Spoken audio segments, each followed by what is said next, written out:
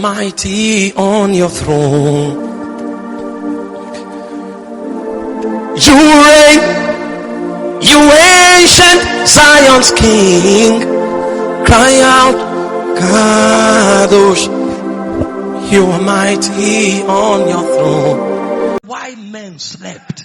The enemy sowed tares in the midst of the wheat. When you came into the world, you were ordained a prophet. But while you were sleeping, the devil changed your destiny and turned you to a soothsayer. You were created to come into the world as a leader who will function in the order of a king. But before you came, the devil went through your grandfather and programmed something because he was asleep. And you came, you too were asleep. And you gave him permission. And he turned a king into a slave. He said, I have seen abomination on the face of the earth. He said, kings, princes are trekking, while beggars are riding on horses. So there's an abomination the devil brings into the human ecosystem, that he entered into the program God created and he edited the program and perverted it. But the reason he had so much liberty to do it is because men slept.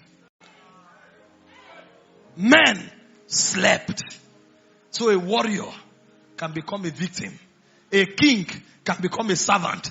A prophet can become a fornicator. And a ruler can become a slave. Because men slept. When the Bible said, awake, awake, he was trying to restore divine program.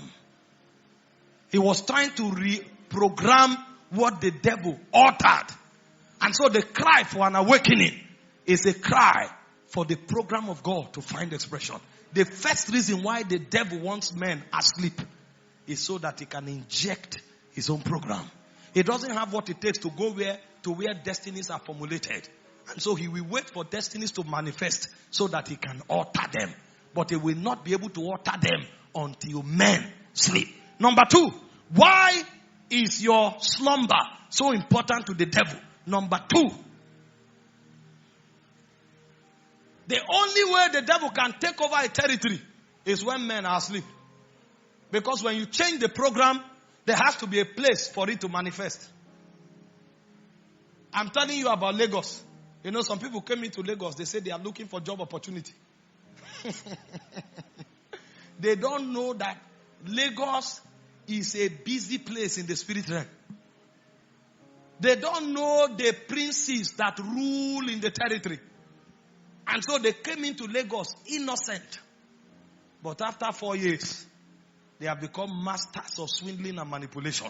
They don't even know when it happened because they came under an ecosystem. And in that ecosystem, there is a law in the atmosphere.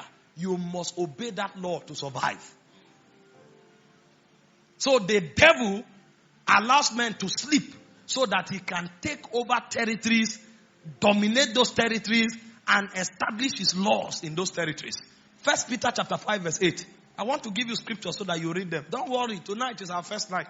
Tomorrow night will come explosive. He said, be sober. What does that mean? Be awake.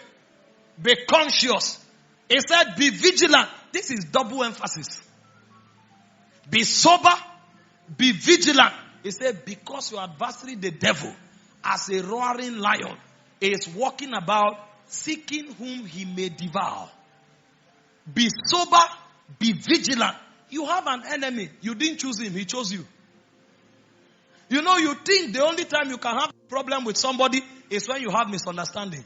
Before there was ever a misunderstanding, there is somebody who made himself your enemy. The Bible calls him your adversary. And he said this your adversary has the character of a lion that devours. So he doesn't know how to show mercy. He is aggressive and ferocious. And his anger does not diminish. The propensity of his wickedness is ever increasing. It is natural to him to be wicked.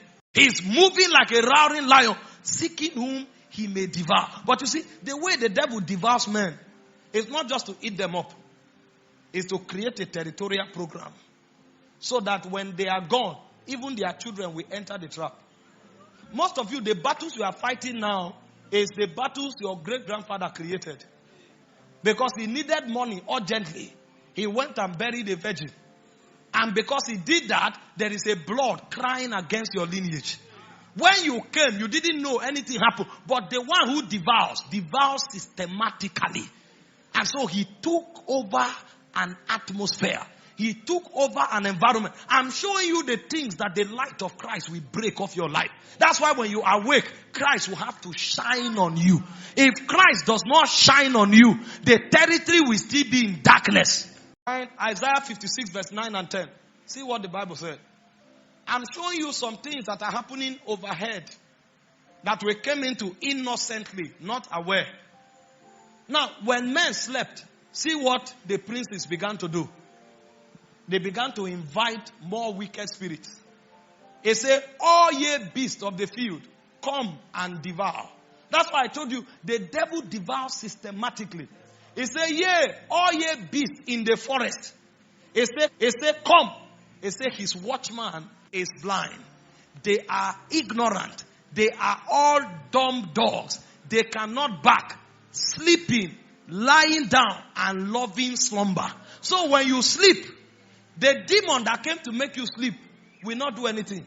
He will now go out and blow a trumpet and say, if there's any wicked spirit here who is looking for where to take dominion and to destroy, come, I've created an atmosphere. I've secured the territory. I've gotten a chamber. And so even spirits that have no business with you, they will be invited to come. And so every spirit will gang up to make sure that destiny does not work. How do you see a young man? Him alone is a womanizer. Him alone is a drug addict. Him alone pulled out of school. Him alone cannot do any business. And every day he's looking for something to smoke. One man. Different influence. How can that destiny manifest? You meet that person. Which one will you start with? Is it the womanizing you will start with?